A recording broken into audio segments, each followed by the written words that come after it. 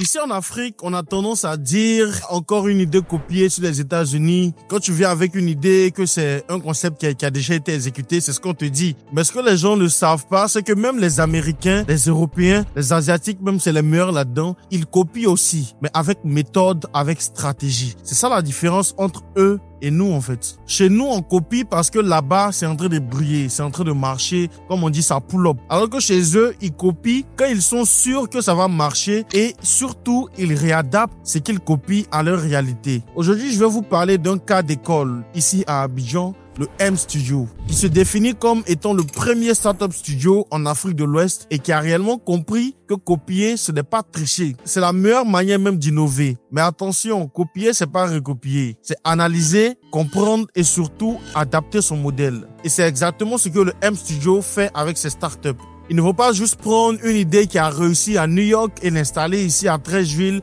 ou à Bobo. Non, il regarde surtout est-ce que le marché est prêt. Salut à tous, bienvenue sur ma chaîne YouTube. Je suis Alex Zombie, entrepreneur digital et cofondateur de Lewa Space qui est un hub digital ici à Abidjan. Nous proposons des services qui vont de la location de bureaux à l'accompagnement de créateurs de contenu. Et pour ce faire, nous avons un podcast studio, un studio photo. Vous aurez plus de détails dans la description.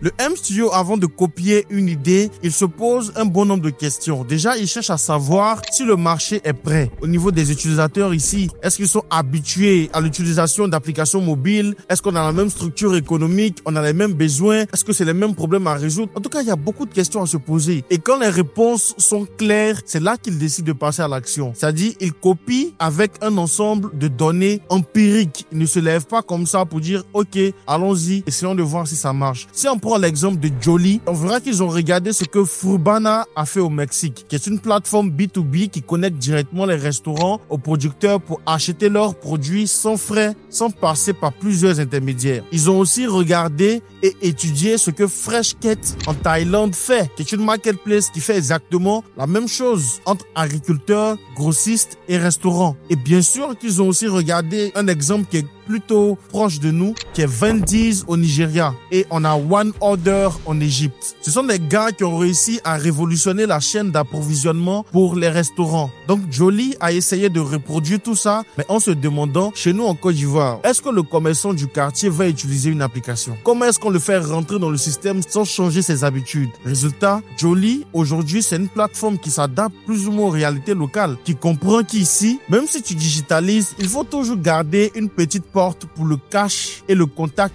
humain. Si tu te lèves en te disant, OK, j'ai l'application du siècle, comme ça marche au Brésil, ça marche au Nigeria, moi je vais appliquer. Non, faut te poser un ensemble de questions qui vont déterminer si ton marché est prêt. Parce que j'ai regardé un mini documentaire de Jolly où j'ai vu un des cofondateurs de Jolly aller directement au contact. Parce que c'est pas des gens qui vont aller sur ton site internet pour télécharger ton application. Non. Donc, il faut comprendre ces nuances-là quand on veut copier quelque chose ou quand on veut se lancer dans le business de façon générale. Un autre exemple qu'on a, c'est Waribe. Ils sont allés chercher du côté de Zanifu au Kenya ou encore Pesesha et Tiendapago au Pérou. Mais quel est le concept de Waribe? C'est de donner du crédit et des solutions de paiement aux petits commerçants. Mais attention, on n'est pas en train de parler de crédit bancaire classique. C'est du financement directement connecté à la chaîne d'approvisionnement, remboursable via mobile money, sans aucune paperasse inutile. Mais est-ce que le petit commerçant de Kumasi fonctionne comme le petit commerçant de Nairobi? Est-ce qu'il a la même compréhension du crédit digital? On n'est pas sûr. C'est là que Waribe va chercher aussi à adapter son approche en créant une solution beaucoup plus accessible avec des formations sur terrain et des options de remboursement ultra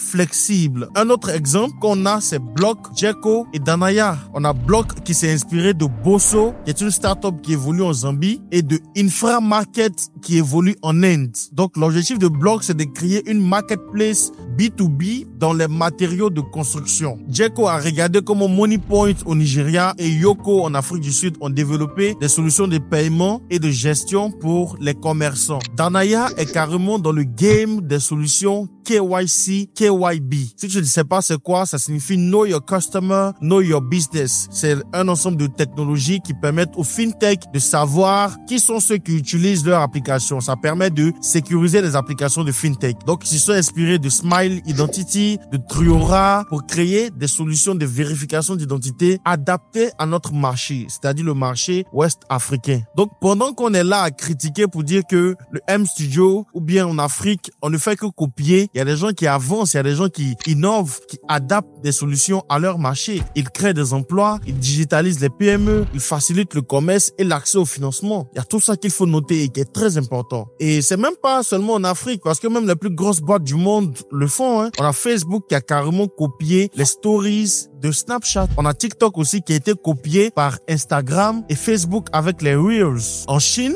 les champions dans le copier-coller, on a Didi qui est une application qui fait exactement ce que Uber fait. En Inde, on a aussi Ola qui a pris le même modèle. Donc ce n'est pas propre à l'Afrique. La chose que les Africains ne font pas de plus, c'est qu'ils copient sans les donner. Ils copient sans prendre en compte que les cultures des utilisateurs sont différentes. Donc en réalité, ce n'est pas qui a eu l'idée. Moi, j'ai eu l'idée première ou deuxième. On regarde réellement celui qui a bien exécuté, surtout qu'il a mieux adapté à son marché. C'est lui qui sera l'héros gagnant en fait. Donc la prochaine fois qu'on te dit tu copies les idées des autres, faut que tu répondes calmement. Moi, je copie avec intelligence. Et il faut que tu commences effectivement à te servir de données empiriques pour commencer à copier. Et surtout, adapter ton offre pour créer de la vraie valeur. Je te remercie d'avoir suivi cette vidéo. Abonne-toi, partage la vidéo, laisse un like, laisse un commentaire pour me dire ce que tu en penses.